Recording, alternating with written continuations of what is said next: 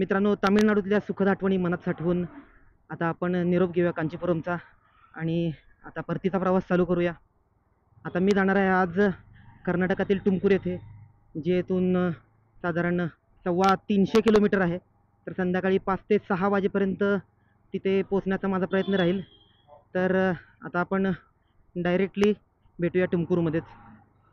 तोपर्यंत तुम्ही बघत राहा माझा व्हिडिओ. लाईक, शेअर, सबस्क्राईब नक्की करा. मित्रांनो, फायनली आपण तामिळनाडूला बाय बाय केलं आहे आणि आता आपण पोचलो आहोत आंध्र प्रदेशमध्ये. आणि इथून कोलार राहिले जवळपास 100 ते 125 आणि बेंगलोर राहिले लेस दॅन 200 किलोमीटर्स.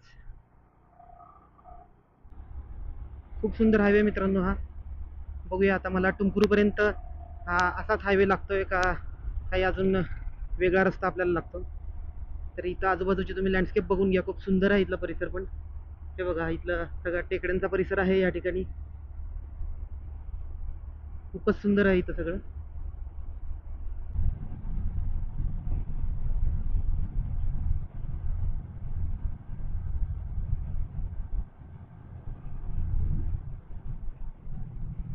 मित्रांनो, हे जे जंक्शन दिसतंय इथून जर आपण राईट घेतला तर परत चेन्नईकडे आणि लेफ्ट घेतला तर आपण जातोय बेंगलोरकडे. पण तो इथून लेफ्ट नसून तो मला वाटतं पुढं आहे. तर आपण पूर्ण लेफ्ट घेऊया. मॅपमध्ये बघूया. हां, थोडंसं कन्फ्युजिंग आहे या ठिकाणी. ठीक आहे. सरळ चित्तूरसुद्धा शहर दाखवलेलं आहे. तर माझ्या मते चित्तूर शहर पास करूनच आपल्याला बेंगलोरच्या दिशेने जावं लागेल. तर बघूया चित्तूर शहर आपल्याला लागते का बघूया. कोलार इथनं फक्त 119 किलोमीटर राहिले. KGF म्हणजेच कोलार गोल्डफिल्ड्स कोलार गाव हे फक्त 119 किलोमीटर आहे. बघूया माझ्या रस्त्यात जर ते लागत असेल तर एक 10 मिनटं नक्की थांबूया. तिथं काही आपल्याला सोनं वगैरे सापडते का बघूया. एक आदर्श आणि वर्ल्ड क्लास नॅशनल हायवे कसा असावा त्याचं मूर्तिमंत उदाहरण आहे हा नॅशनल हायवे नंबर 40. खूप सुंदर नॅशनल हायवे तयार केलेला आहे. हा ब्रँड न्यू नॅशनल हायवे मला वाटतोय. आणि समोरचा व्ह्यू सुद्धा तुम्ही बघा, किती सुंदर व्ह्यू आहे या ठिकाणी. तर खूप सुंदर हायवे आहे हा. तर समोरचा एक सिमेंटचा पॅच पण आपल्याला दिसतोय. आता बहुतेक माझ्या मते हा थ्रू आउट सिमेंटचाच रस्ता असणार आहे, सिमेंट कॉन्क्रीटचा. तर आपण बघूया पुढं काय काय मिळतं आपल्याला बघायला. पण पुढे तर मित्रांनो, आपण कर्नाटकात दाखल झालो. पण हे आजच्या दिवसातलं तिसरं राज्य आहे आणि खूप विशेष गोष्ट आहे खरं म्हणजे ही माझ्यासाठी. कारण एकाच दिवसात मी कधी 3 राज्य आजतागत कधी पार केली नव्हती. पण ते आज शक्य झालंय. खरंच खूप महत्त्वाची घटना आहे ही. तसं बघायला गेलं तर आयुष्यामध्ये आपल्याला असे धक्के मिळत असतात. पण हा एक चांगला एक सुखद धक्का मला मिळाला आहे की एकाच दिवसात दाखल झालेलं माझं हे तिसरं राज्य आहे. आता समोर तुम्ही कर्नाटकाच्या बस पण बघू शकता. KRCTCचा इथं बस स्टॉप पण लागलेला आहे. हे बघा, या ठिकाणी समोर एक कर्नाटकातली बस पण आपल्याला दिसते. आणि हे कुठलं तरी गाव लागलं आहे कर्नाटकातलं. तर बघूया. आणि इथून कोलार फक्त आता म्हणजे KGF इथून फक्त 50 किलोमीटर आहे. तर जातानाच आपल्याला ते लागतं. तर जस्ट आपण त्याला बाहेरनंच बाय बाय करून तिथून निघून जाऊ. कारण आपल्याला पुढं सुद्धा बरंच लांब पोचायचं आहे.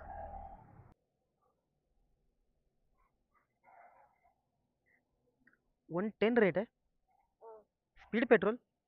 नहीं नहीं, सादा वाला चाहिए मुझे, नॉर्मल.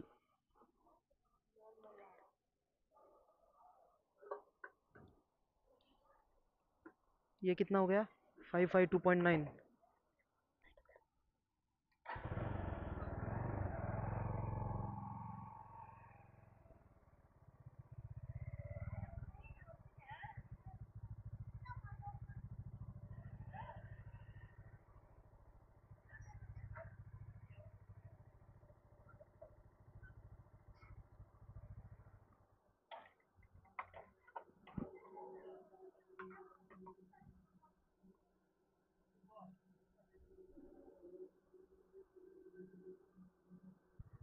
मित्रांनो, गेल्या 4-5 दिवसांमध्ये पहिल्यांदा पुण्याचा बोर्ड मला दिसतोय. तर मी तुमकुरला जाणार आहे ते इथून 163 किलोमीटर आणि बेंगलोर फक्त 93 किलोमीटर शिल्लक राहिले. तर खूप चांगला प्रवास झाला इथंपर्यंत. आणि पुण्याचा बोर्ड एकदा बघितल्यानंतर थोडंसं अजून छान वाटायला लागलं आहे. तर आता लवकरच आपण आपल्या गावाला पोहोचणार आहोत असंही वाटायला लागलंय. पण तरी पण आपलं गाव अजून जवळ आलेलं नाहीये. तरी सुद्धा अजून 1000 किलोमीटर ते राहिलेलं आहे. हे 1000 किलोमीटर सुद्धा आपण पार करून टाकू आणि आपण आपल्या गावी सेफली पोहोचू.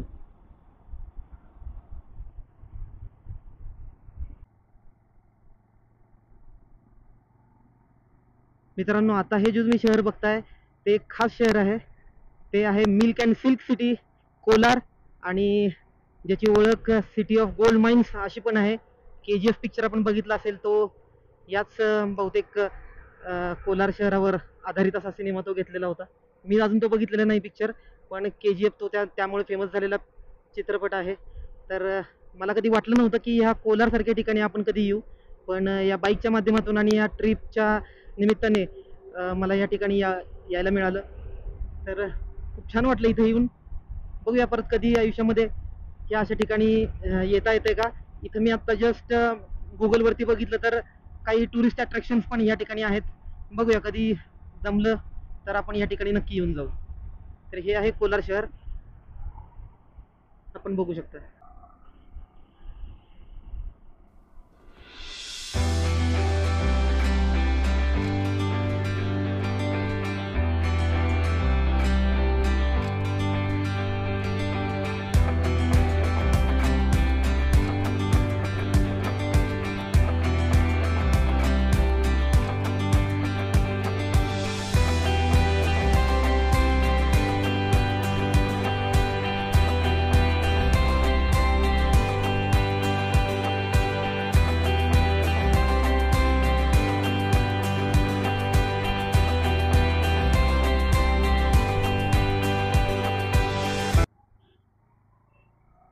मित्रांनो, कधी तुम्ही चिक्कबल्लापूर या गावाचं नाव कधी ऐकलंत का? बहुतेक ऐकलं नसेल. पण चिक्कबल्लापूर या गावाला एक वेगळी आणि नवी ओळख दिली आहे सद्गुरू जग्गी वासुदेव यांनी.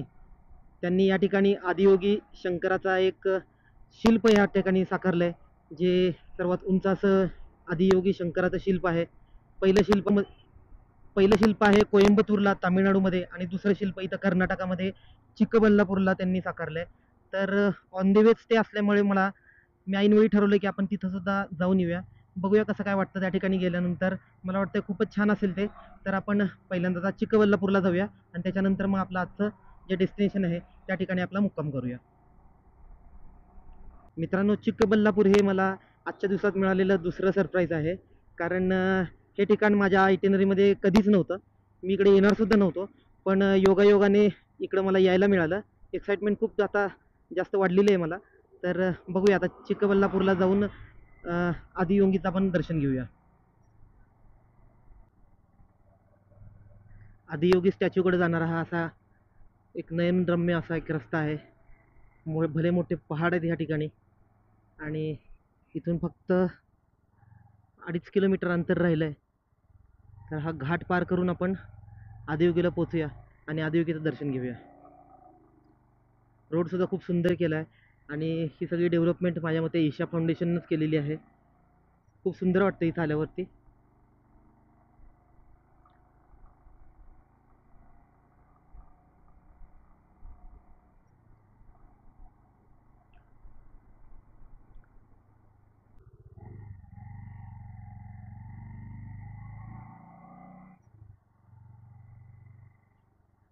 हे बघा मित्रांनो, आदियोगीचा स्टॅच्यू दिसतोय या ठिकाणी.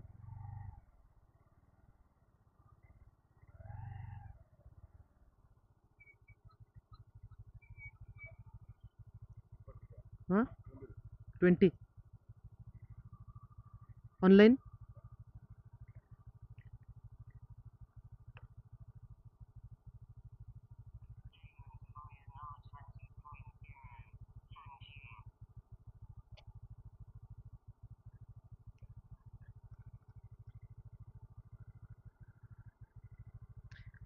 कहाँ जाना है?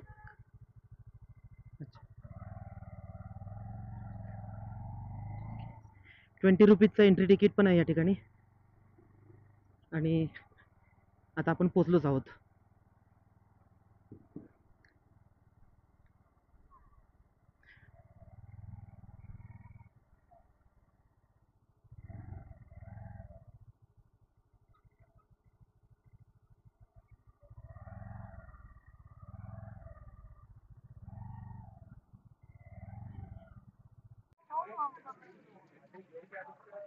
हा मित्रांनो आदियोगीचा स्टॅच्यू तुम्ही पाहू शकता, किती सुंदर केलेला आहे या ठिकाणी. बॅकग्राऊंड पण किती सुंदर आहे. ही टेकड्या ज्या आहेत त्याच्या बरोबर समोर आपल्याला आदियोगीचा पुतळा किंवा आदियोगीचा स्टॅच्यू आपल्याला दिसतो. खूप सुंदर, खूप प्रसन्न वातावरण झालेलं आहे या ठिकाणी. पर्यटक सुद्धा खूप आलेले आहेत. खूप सुंदर असं हे दृश्य आहे.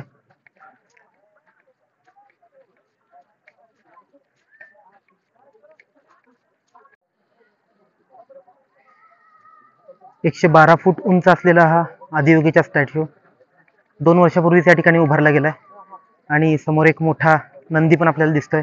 आणि त्या पायऱ्यांनी आदियोगीच्या स्टॅच्यूच्या अगदी जवळपर्यंत आपल्याला जाता येतं. तर आपण एकदा तिथपर्यंत चक्कर मारून येऊया. खूप सुंदर आहे.